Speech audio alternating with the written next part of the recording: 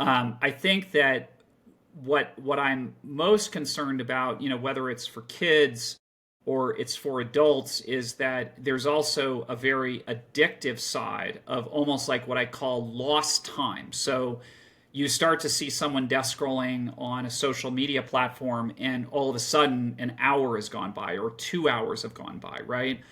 And the question is like, did any part of that scrolling really do something for Hmm. you in your health or wellness or longevity? Some people would argue with me, well, maybe they learned something from an influencer that they didn't know before and they can apply that later.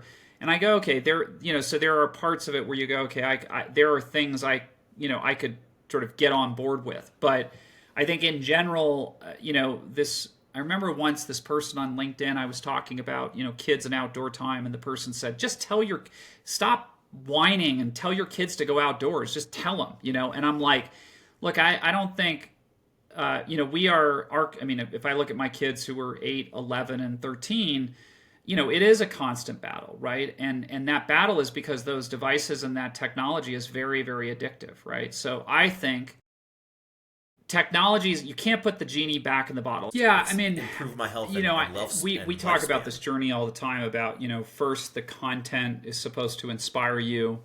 Then from there, like again, if you're reading an article about the top 5 surf towns, around the world, how do we activate you? How do we take you from reading that content to actually getting you, whether it be to go do an event, whether it be to, go on that trip? How do we create an environment that makes it really easy to go from inspiration to activation, and then ultimately into celebration? Because the moment, I always say, like, you go on a great trip, like if let's say you were going surfing for 5 days with your friends and you have a great trip, like those moments aren't celebrated enough.